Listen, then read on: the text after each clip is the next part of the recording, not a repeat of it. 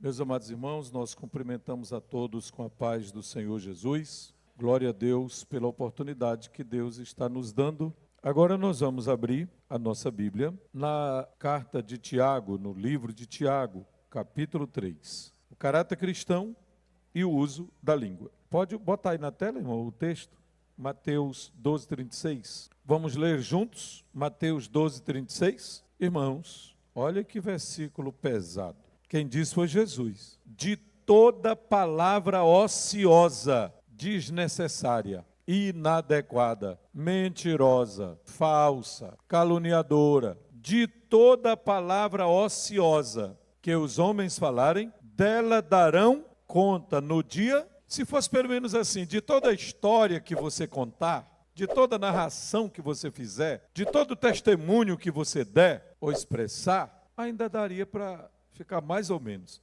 Agora, olhem, escutem, observem a abrangência do Senhor Jesus nessa declaração. De toda palavra.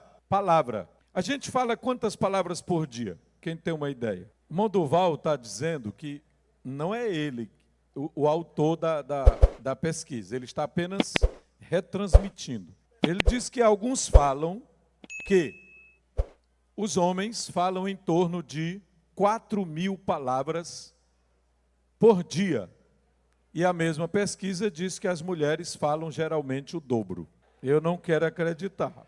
Mas, meus irmãos, voltando para o que Jesus disse, olha que seriedade das palavras de Jesus. De toda palavra que os homens falarem, de toda palavra ociosa que os homens falarem, dela darão conta no dia do juízo. Agora vamos para a introdução que está aí no livro, também está na tela. Na carta de Tiago, capítulo 3, encontra-se provavelmente a mais completa descrição sobre o uso da língua, contendo, inclusive, repreensões e recomendações aos seguidores de Jesus Cristo, os quais deveriam esforçar-se para manter sempre sua língua sob o controle do Espírito Santo. Então, qual é a primeira orientação do nosso seminário essa noite? Todo discípulo de Jesus deveria se esforçar para manter sua língua sob o controle do Espírito Santo.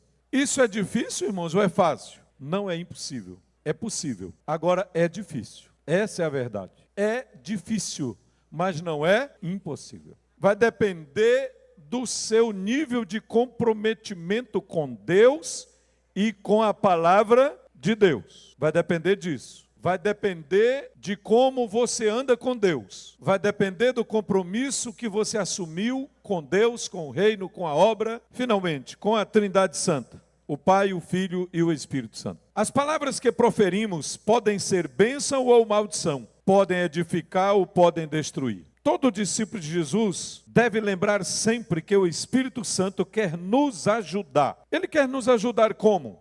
A manter a nossa língua sob os freios do temor do Senhor. Cabresto do temor do Senhor. Rédeas do temor do Senhor. Há um salmo, é onde ele diz, guarda a porta dos meus lábios. Guarda a porta dos meus lábios. Ou me ensina, ele está dizendo, me ensina a controlar a minha língua. Quem já fez essa oração? Eu pensei que todo mundo tinha feito, olha. Pois vamos procurar o texto. Vamos ler o texto e o contexto. Vamos lá. Salmo 141. 141, 3. Olha como a oração é interessante. Vigia a porta dos meus lábios. Na verdade, a gente deveria fazer essa oração todo dia de manhã.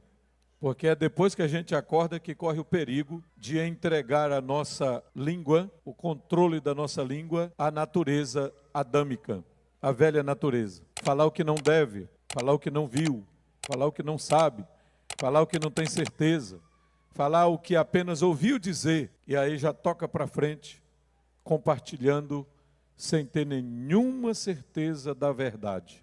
E é assim que nós, como discípulos de Jesus, corremos um grande risco de atrapalharmos a obra do Senhor e até escandalizarmos. Antes de entrar no mérito do capítulo 3, eu me lembro agora de um pensamento, de uma reflexão, de um comentário que eu li, comentário da Bíblia.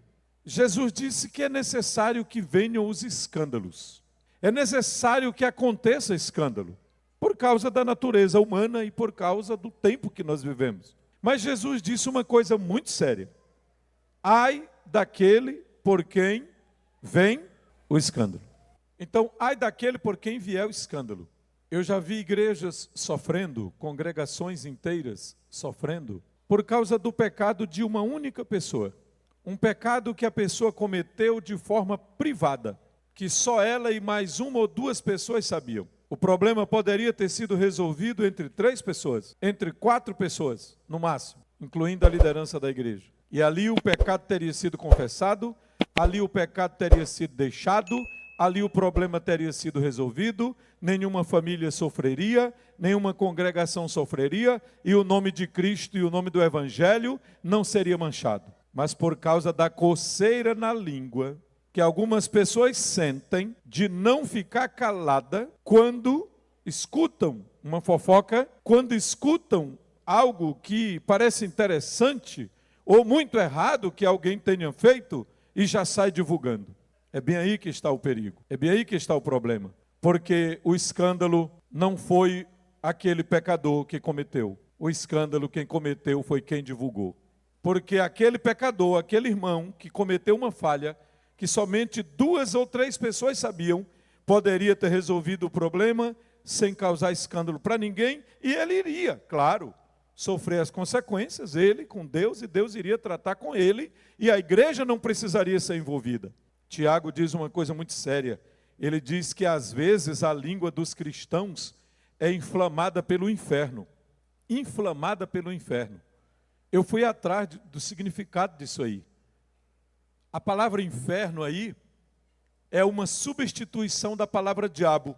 Em outras palavras, o diabo causa, provoca um pequeno incêndio na língua do falador, do que deseja acabar com o outro, do que deseja provocar o mal ao outro, se esquecendo, quando se trata da igreja, né?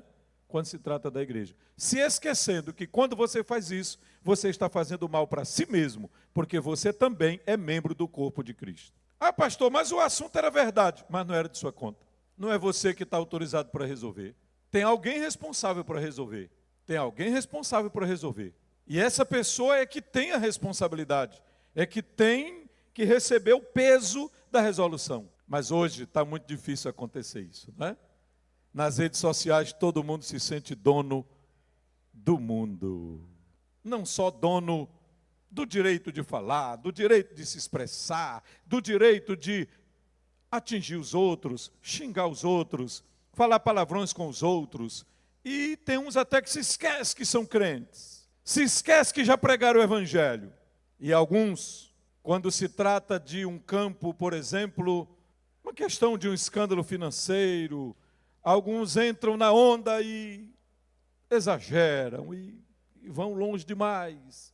Quando se trata de alguém que tem uma posição política, aí é que se aproveita mesmo da realidade. Porque não, eu votei, então ou eu não votei, então eu tenho todo o direito de, porque eu sou pagador de imposto, é porque eu sou... Meus irmãos, mas tudo tem limite. O nosso direito termina bem onde começa o direito do outro.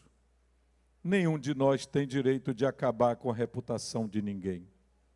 Nenhum de nós tem o direito diante de Deus de estragar o testemunho de um servo de Deus. Nenhum de nós tem o direito. Pastor, mas é porque deu vontade. Foi o diabo que te deu essa vontade. E eu não estou inventando. Quem escreveu foi Tiago. E Tiago escreveu movido pelo Espírito Santo. Irmãos, eu conheci uma congregação. Eu e a minha esposa conhecemos uma congregação. Nesse tempo nós não tínhamos nenhuma das nossas filhas ainda. Mas nós conhecemos um momento, passamos um momento. Depois Deus mudou o negócio lá. Mas sabe o que existia naquela congregação? Um culto doméstico que os irmãos faziam nas casas uns dos outros. Mas qual não foi a minha decepção e a minha tristeza, irmão Duval, quando eu fiquei sabendo que era exatamente naqueles chamados cultos domésticos, que não era culto doméstico, que saíam as novidades, que apareciam as fofocas santas. Não tem nenhuma fofoca santa, viu? Eu estou apenas floreando, mas não existe fofoca santa. Porque na hora que terminava a leitura da palavra e uma breve oração e um louvor, e aí, tu está sabendo o que? Sabe aí da última novidade? Sabia que a irmã fulana fez isso, isso e isso? Sabia? Ah, não sabia não. Ai, tu tá atrasado. E aí o negócio espalhava, irmãos, e tomava conta do povoado e estragava o evangelho de Cristo Jesus, o nosso Senhor. Estragava mesmo. Diga comigo, eu, como discípulo de Jesus, devo orar, como o salmista fez. Guarda, Senhor, põe uma guarda nos meus lábios. Vigia a porta dos meus lábios. Qual é a porta dos teus lábios? Tua boca. E qual é o instrumento de divulgação? A língua. Você pode receber 3 influências. Diga comigo, toda pessoa pode, está suscetível, receber 3 tipos de influência. Deus, influência de Deus, influência do maligno ou a influência da sua mente mesmo. Sua mesmo. A língua é movida por uma dessas 3 influências. Ou a divina, ou a maligna, ou a humana. E você tem que discernir e você tem que decidir. Se aquilo que você quer falar é de Deus, se convém, se deve, se é conveniente, se é adequado, se é sábio ou se é apenas humano. Se é apenas por causa da sua zanga, ou da minha zanga, ou da sua zanga. Se é simplesmente por causa de uma ira que se acumulou no seu coração. Se é simplesmente por causa do orgulho, porque eu quero mostrar aqui que eu sou duro. Ou então, se provém do maligno. Quem está entendendo até aqui, diz amém. Se essa palavra falou com você, fica atento, porque isso foi só a parte 1. Em breve a parte 2 vai ao ar, e eu creio que Deus ainda tem mais para ministrar ao seu coração. Não perca o próximo vídeo.